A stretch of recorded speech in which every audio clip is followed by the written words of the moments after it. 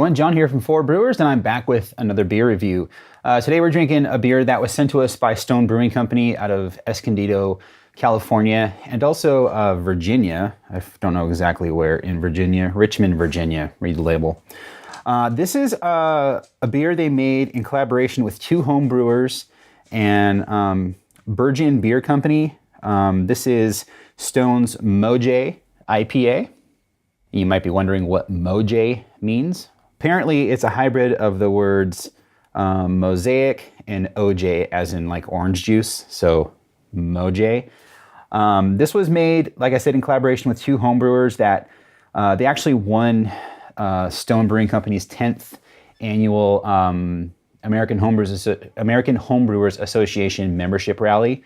And if you win that rally, you get to brew your beer at Stone Brewing Company with another partner craft brewery in the area, and it gets distributed nationwide. And this year is actually the first year that they're going to be holding the competition in Virginia at their brewery in Virginia, so it's going to alternate every year after that, which is actually pretty cool. It gives you a more diverse palette of people to contribute to that competition, and thereby adding a different flavor to what Stone would normally get at a membership rally, which is usually local to Southern California people. So you get a different take on what homebrewers are doing in a different part of the country, which is actually pretty cool.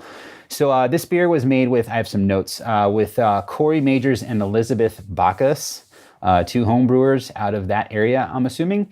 And they went for like an East Coast, West Coast kind of hybrid thing. This is a 70 IBU beer. This is the kind of hazy IPAs that I like. I like still having that classic West Coast bitterness and bite to them, but I also appreciate, any kind of fruity things or whatever else they're going to do with it. I like having that hybrid style of beer. So without further ado, let's open this beer. All right, so this is coming in nice and hazy. It's got a nice golden hue to it. I wouldn't say it's like a milky kind of hazy. It's more of like a yeast kind of haze. Looks really good. It's already jumping out of the glass as far as the aroma goes.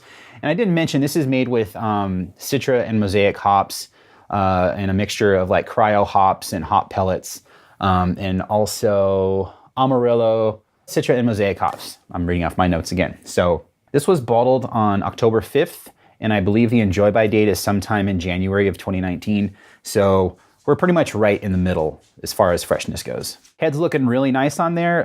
Nice foamy, rocky, medium-sized bubble head. Let's see what this smells like. Yeah, definitely got more of a dank nose on this. It's like a danky orange fruit nose. Smells really good. Yeah, lots of really big like citrus fruit aromas. More, I think, fleshy than citrus peel, although you do get that kind of pithy thing on the nose. It's definitely present. But for me, the one thing that stands out about this that I love is how dank it smells, how like fresh cut grass, or like not necessarily like marijuana dank where, you get like a real oiliness from it, but just like pungent, fruity, and like fresh cut grass kind of thing. Smells fantastic, like orange juice notes, like they're not joking. It's really big on the nose on this. So let's see what it tastes like. That's really good. Yeah.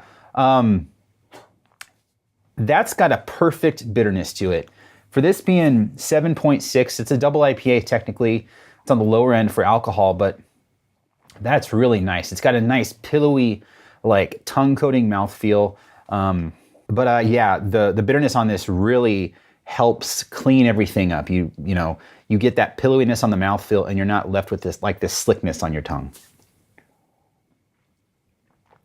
I do kind of get not the cake batter thing, but kind of a roughness on it. Like it's kind of gritty. It's not a gritty beer like literally, but you kind of feel like a grit kind of thing. It's bizarre. I don't know if it's got to do with like the water composition and what's happening with the hops and everything, because it's something I only get usually from hazy style IPAs, and this has it a little bit, and I kind of enjoy it actually. It's a cool texture. As far as the fruitiness goes, It's orange juice, like straight up. Citrus fruit all the way. The flavor matches the aroma. It's jumping out of the glass, and this just explodes with flavor and juice in your mouth. Like, it's a really well-made beer. This is one of the better beers I've had from Stone Brewing Company as far as hazy beers go. I haven't had every single hazy beer that Stone's ever made, but like most breweries, they started out just like not filtering Enjoy By. So you'd get a double IPA that had all of the impact of a double IPA coming from Stone Brewing Company, just unfiltered. So it had more aromatics and more flavor to it. I don't know how much more, but it had more. And they didn't really focus on making their own recipe for a hazy IPA, at least not on the mass market. If you go to Liberty Station or, pilot breweries like that, maybe they had stuff on tap that they were experimenting with. I'm sure they did. But it seems like with this, with the help of Corey and Elizabeth, they really nailed their style of IPA. And the homebrewers rally is like, I remember when I first got into craft beer, Kelsey McNair, he made like a session IPA, I guess back in 2008. This is the 10th one. So that's right when I got into craft beer, and he was kind of a rock star because it was like, wow, this homebrewer made this awesome session IPA that it tastes like an IPA, but it's only 4.5%. Like, that's amazing. And he became kind of a rock star in the local beer scene and homebrewer scene. And now he opened his own brewery. So it's a competition that if you win, it's definitely something to be proud of and to brag about, because there's a lot of great homebrewers that enter that competition. So these guys, I'd like to taste their homebrew recipe, because I'm sure this is reminiscent of that. It's been tweaked by Stone because it's got to be scaled up, and they have cost in mind and stuff like that. So it's a great beer though, especially coming from Stone Brewing Company. They're a huge brewery as far as craft breweries go, and they did a great job. So this is still on shelves. I've seen plenty of this at the shitty Chevron station down the street from my house. And it's holding up great. Like, I think it's at its peak right now. It's perfect. There are no signs of age on this at all. So if you see this, I would pick it up.